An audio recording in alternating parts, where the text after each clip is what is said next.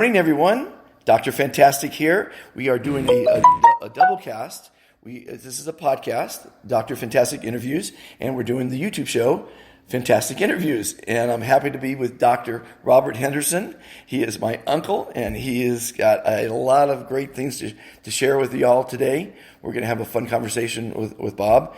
And the first I'd like to tell you is that he is a radiologist from USC, correct? And an internist. And you were telling me some harrowing stories about being on the... When you first started, you were in what? Internal medicine. And tell me some stories about that. Oh. The stories are all pretty unpleasant, so I think I'd shy away from that. But you learn, we were talking about, this terrible thing that's happening now. Well, you learn how to take care of patients. Right. For sure. Because you're the only one. It's a resident-run hospital, LA County. Right. At the time, the biggest hospital in the country. Really? Yes. Anyway, it was a great background, but I practiced radiology most of my life and nuclear medicine.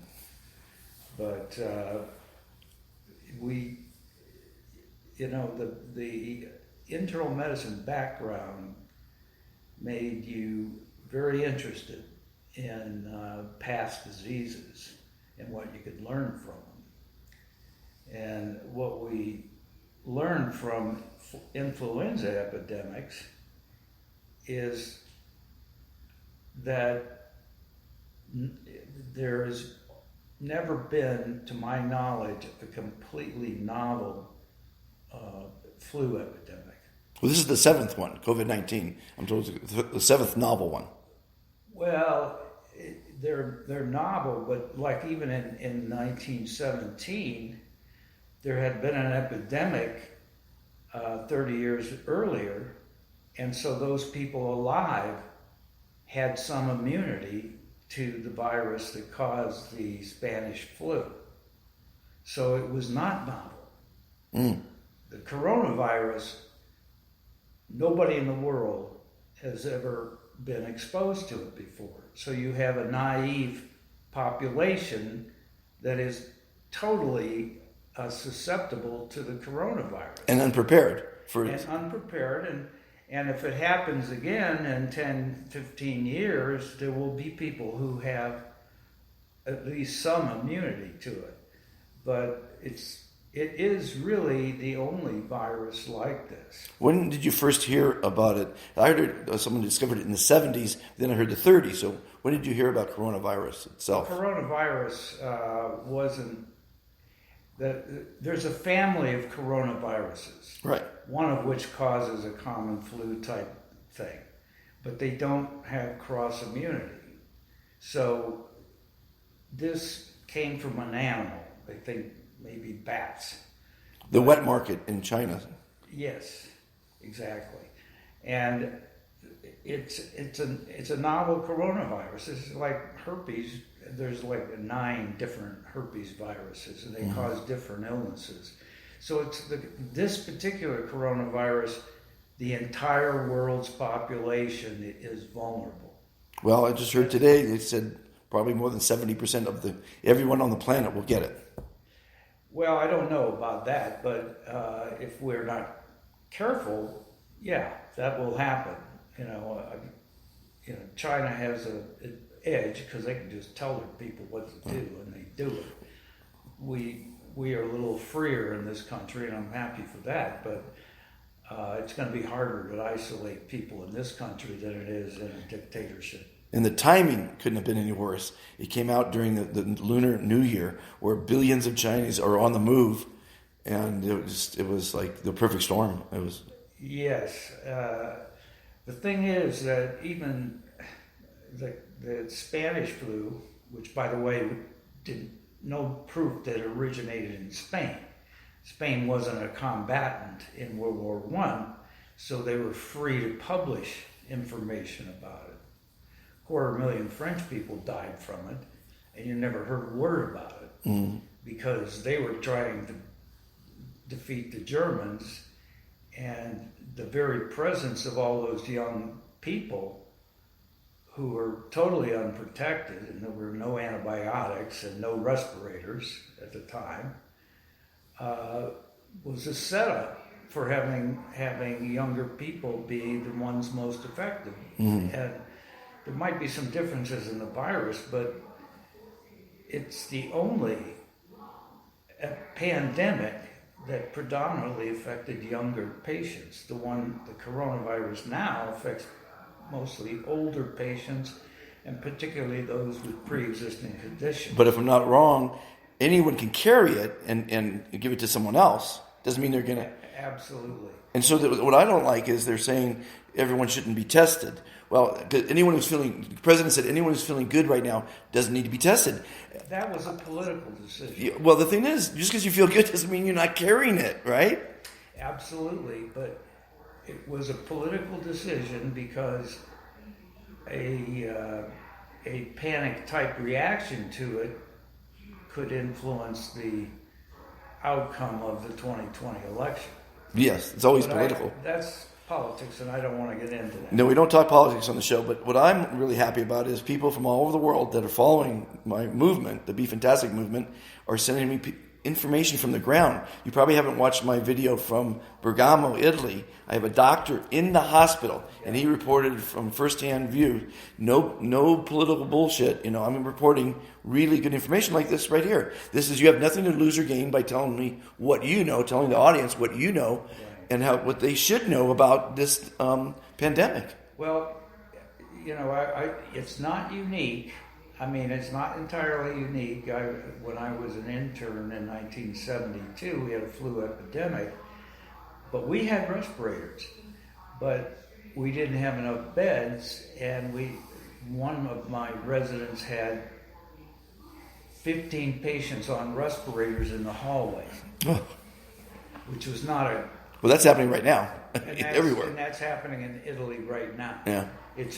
They overwhelmed the system because they were late getting started with the isolation. To some extent, the U.S. is doing a better job with that, and it doesn't seem like it, but it has been contained better in the United States than Italy, Iran, and other countries, China, of course. But well, they have a tally board now. I saw in the news. Right. Every country's listed with how many they've got. In the 14th century, you had the Black Plague, the bubonic plague. They didn't even know what caused it. Right. And it killed about the same number of people that the Spanish flu killed. It killed 75 million. The Black Plague, is what they say. It was a third of the population. It was like between 24 and 34 million Europe, but they were all Europeans. There were no... Right. Well, that's where the most of society was. There were no European people in the Western Hemisphere at the time. Right. So it was inherently limited. It was tight in. Right. By the way, everybody, the Black Plague was courtesy of Pope Gregory IX, and this guy thought that cats were the devil's worship. So he ordered everyone to kill all the cats because he was the leader, he was the Pope, the most powerful person in the land.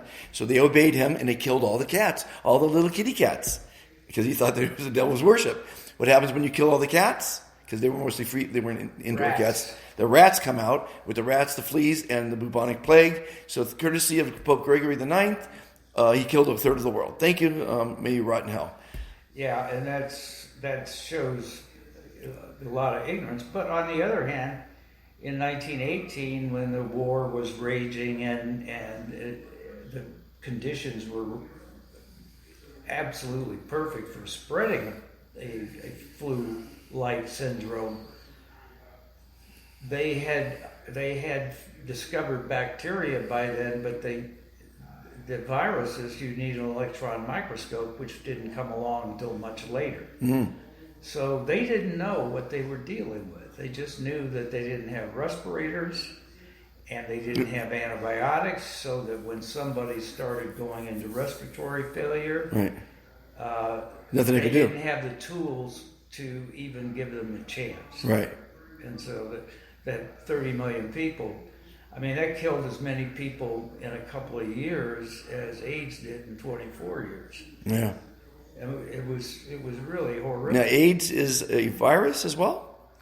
Yeah, it's a HIV virus, and it's not curable, but there's suppressive drugs, and now people can live a fairly normal life with HIV, even though it was 100% fatal when it started. Right.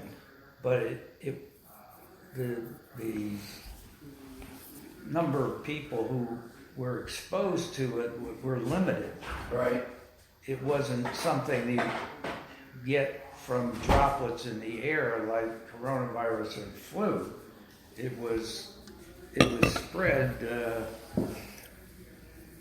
primarily by blood. So it was people with blood transfusions. It was unhealthy anal sex practices, and so that was a fairly limited population. Mm-hmm. Whereas this thing is so contagious, more contagious than the flu that caused the Spanish flu. Now, I'm getting a lot of information, and I've watched 100 hours, I think, of documentaries and newscasts on this. They still don't know how long it lasts on a surface. They're saying it's airborne now. Obviously, the reason you wear a mask is to stop touching your face, because when you touch a surface that's got it and you touch your face, you've just transmitted. Now, here's one thing I did learn, everybody, is that the nostril of the cavity here is the coldest part of the human body because it's breathing in the air. Typically, flus and viruses and colds come out in the winter season, and because it's a lot colder. They can't survive in heat. So I'm told if you get some heat up your nose, it'll kill the virus because it melts it. Not aware of that, but the air spread of it explains why cruise ships are such setups for infections, because they have a closed ventilation system. Yeah. So it's just circulating the bed air. Yeah. Well, and the viruses can live in the fluid that's used to create the heat or cold for those closed air systems. Yeah. Everybody practiced social distancing. I went to the DMV on day one of my road trip, and it was amazing to see all the chairs 6 feet apart. It was like amazing, and everyone stood 6 feet apart in the line, which was great, because that 6 feet is a fairly safe barrier, but not again when you're in a closed environment with air conditioning. Right, and that happens in hotels too. That's how Legionnaires got started. It was a hotel in Philadelphia. Well, tell us about it. Yeah, and the type of organism has to be able to survive in cold water, and so there's only certain bacterial organisms that you're likely to get, but the viruses, that if it's an airborne virus disease, you're a setup for it in a hotel or a cruise ship. Now we figured out the RNA sequence on the coronavirus in a few days. Mm-hmm. The DNA sequence of the Spanish flu virus, it was years, several years before that they figured out what it was and they were able to make a vaccine, but the viruses mutate so often that they're always just guessing at what next year's strains will be. And I've heard some years it's as low as 30 or 40% protection, and some years it's up at 70%, but it's never 100%. You're never sure what strains are going to come out, and we've had pandemics before, the Singapore flu and the Hong Kong flu and the H1N1, but they're all different. All different. You can't say this year's virus is going to be just like last year's. You just have to take an educated guess, and that's what the guys at CDC are the best in the world at, and that's why cutting their budget was an egregious mistake, especially in timing. They cut it just before there was a worldwide pandemic. And the NIH is the same way. You want a vaccine, I'd much rather have the government develop a vaccine than a big pharma do it, because it's likely to get more widespread usage and be less expensive. Now, treating the flu is so expensive that they give away the vaccine. Well, let me ask you something. I interviewed Dr. Fred Eichhorn, not only on my radio show, on a podcast, and on my YouTube channel. And this guy's invented a mineral drink that supposedly gives you the correct balance. Now, what I'm told is the human body, when it was designed, is alkaline, and it gets acidic when we put the crap that we put in, the preservatives, the the wines, all the acidic things we do. But when our body is in balance, I think what I'm told is it's bulletproof immune system. You won't get a cold or a flu or a disease because it's built pretty good. I mean, you got to remember, we're designed pretty well. Well, there's information that a healthy diet promotes a good immune response. Correct. It's the same thing. The diet is giving you the vitamins, the minerals, the nutrients you need. But who does that? Who has a correct balance? Well, from a medical standpoint, if you want to suppress the immune system to positively affect somebody's cancer outlook, then that is going to outweigh the suppression of the immune system. And I was told cancers can only live in acidic environments. Well, so if your body is alkaline, right? That's not entirely true, but there's no question that the chemotherapeutic agents are immunosuppressive agents, and they kill more cancer cells than normal cells, but they're not really good for you. Mm-hmm. The newer group of monoclonal antibodies and tyrosine kinase inhibitors and things like that are much less suppressive of the immune system and more directed at the cancers. So I think the medical community is on the right track because they're developing drugs that are targeted for individual cancers and not just, a big sledgehammer to the immune system to suppress the cancerous growth. So we're doing better, but monoclonal antibody research and promise is 40 years old. It's been around for a long time. It's very, very difficult research to do, and you have to do it on humans with cancer before you can draw conclusions about it, how good it is. So, when did cancer come out? I mean, has it always been with us since the 1600s? Yeah. It's always been there. The cancers. Cancer's been there. The main reason cancer has increased over the years is because our lifespan has increased. But in the ancient, when the Neanderthals and the Homo sapiens were fighting for control of the world, nobody was living much beyond 35 or 40. Right. Like even the Western days, 40, 50 was a long life. Right. In Western days. So it's the downside of good luck. But so we've had cancers for many years. But do you think Aristotle, those guys knew there was a cancer and they had a cure, or they had remedies back then? Yeah, when somebody gets a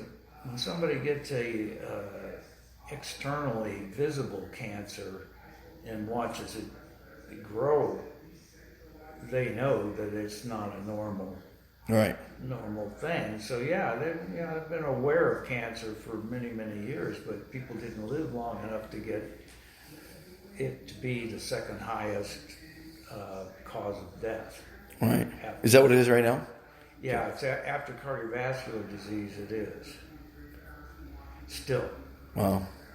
But cancer's not one entity. It's hundreds, actually thousands of different types of cancer, of different types of cells. Right. And we have a lot of information about that, but what we're lacking is direct targeting of individual cancers, and that has gotten started in the last 15 or 20 years, and it's just now coming out. It's those very expensive drugs you see advertised on TV. But someday they'll be off patent, and We're learning more and more. yeah, but they keep developing more and more, and it really does improve things. But the influenza. We're recording right now, Marilyn. Oh, no, I'm sorry, I blew it. No worries, no worries. That's my aunt. The concept of an entirely naive population that's never been exposed to a potentially fatal virus has really never happened before.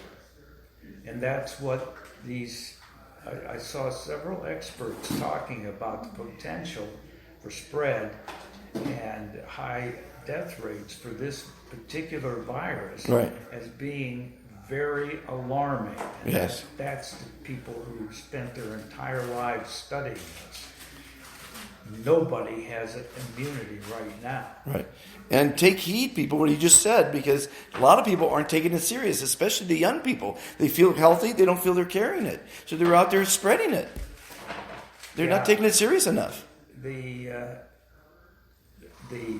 federal, I mean, it helps to have the state governments behind the social distancing, but we really need more leadership in Washington to spread the word. I mean, that's the job of the White House, is to tell the public that this is really alarming and that without panicking them. yes, and you can't. How do you do that, though? Well, you can't get immunity until they've sequenced the RNA of the virus, but getting a vaccine and testing it a year to a year and a half is a very, very it's positive thinking. That is pushing it to the limits, because you have to have clinical trials. You have to have enough subjects to make the results statistically significant before you start giving the entire public. Right, because then you vaccine. I made a mistake, and that'll be a bummer. It doesn't work that way. You can't do that. And you can't get anything started in the United States because there's so many rules and regulations and hurdles and tests and studies. And but a lot of people launch product foreign because it's easier. The rules are based on evidence-based medicine about what is safe and what works, as opposed to what you think is safe and hope works. Right. We can't afford to have a medical community drawn from the hip, Right. You have to do it carefully and scientifically, and it has to be. And if we're lucky, we might get it in 18 months. Is what you're saying? That's what I'm saying. Man. Because it's not easy, and the studies have to be, blinded, and you have to have people that you're not giving it to. So they're spinning a way too optimistic story from the White House. Right. I mean, you leave all the armamentarium of medicine in place, and then add something, and see if those people do better than the people who didn't have it added. And it takes a lot of people. Well, imagine every country, every university. India came up with some stuff, technology that I released some information about that. But, every country is fighting this right now, I imagine. All the scientists.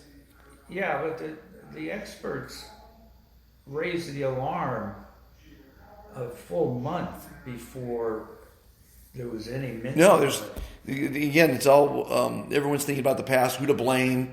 It didn't happen. Now we have to figure out, sequester everyone, stay in your homes, enjoy your families. I think it's going to bring communities together, the country together. Hopefully, brings the world together. And people like Robert with information, I'd like to share that with everybody because I learned something today, and I hope you did too, especially about the 1918 pandemic. And as a point of hope, those people who, that 80% that gets the mild case, that's our protection against the future. The future. So they basically, those people may well develop immunity and blunt a second episode. so that's good news to hear. Yeah, so that's a hopeful thing. But right now, the entire population is vulnerable. Yeah. That's the scary part. Social distancing, wash your hands, don't touch your face, don't panic, don't live in fear, don't stress. We got through many pandemics in the past. We'll get through many more in the future. But I think we're going to learn something big time about this, because I think it's greed that really caused this one, because the wet markets are all about greed. Oh, yeah. The deforestation and killing all the wild animals that are coming into our existence that weren't supposed to be, with us is greed. All true. And so, if you've ever watched my animation that precedes a lot of my videos, it says we live in a greedy, selfish, litigious society. Watch Dark Waters. I mean, it's so provable. It's not even funny how much greed there is out there. And again, the senators that sold their stock off because they got the equivalent of insider information about the coronavirus. They made millions of dollars. That helped spread the panic as well. Thank you, senators, for your greed. We're a greedy species, but we got to keep it in check. The irony is that it wouldn't qualify as insider trading, but it's not ethical. And the reason the opinion of Congress is so low in the populace is because you can't trust people with that kind of power and that kind of knowledge to always be ethical and do the right thing. It's like I always have a list of what fantastic people are. By the way, how are you, Robert? Fantastic. He's fantastic. Fantastic people delete the word good from their vocabulary. And first and foremost, they're kind people. That's the 4-letter word that I like. They're considerate. They're friendly. They're polite. They're generous. They're courteous. They're civil. We need to be civil again. There's no civility. And this shows the uncivility of it. And it starts with Congress and the president. But now let me ask you a question. When the president becomes elected, he can't profit from being president, so somebody else takes care of all his investments. He's still profiting somehow.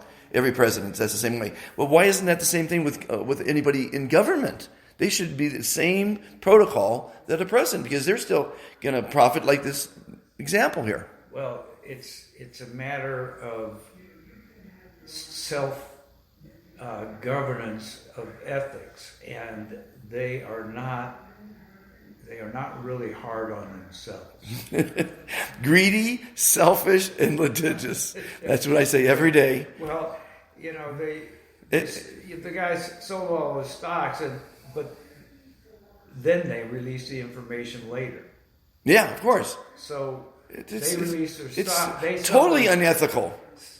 They sell their stocks while it's still high, and then they release the news that makes the rest of the market tank, and the market tanked. And then they buy when it goes back low. It wasn't individual stock problems.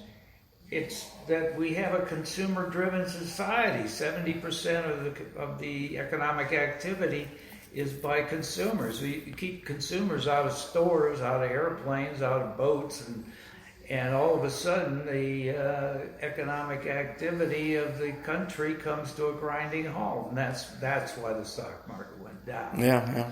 And it'll come back. It always does. Don't sell while it's low, everybody, because you lose money when that happens. We're in it for the long haul. Don't panic. Ride it out. But more importantly, I'm going to close this interview off. We've been talking to Robert for 30 minutes now. That's fantastic. Thank you, Robert, for your time. Everybody, my road trip and my radio show is brought to you by Via Drinks. They're proactive hydration. These are some caffeinated drinks. The other ones they're all delicious, very low calories. It's a fantastic drink, and I love them as a sponsor.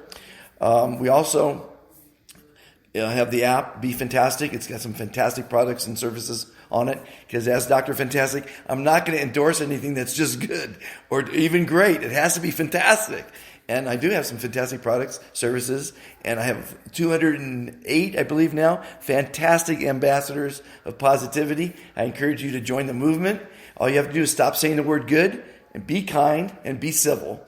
And that's not too much to ask, hopefully. Send me your email to Dr. Fantastic at Be Fantastic Today. We'll list you. We're coming out with a page called Meet Our Ambassadors, because for those ambassadors that are supporting the movement, I want to support their passion, their company, their product, or whatever they want, or nothing at all. But we're building the page where they could update it with their picture, their bio, what they're into. Everybody, thanks for watching. Robert, thank you for joining. Pleasure. And everyone, be fantastic.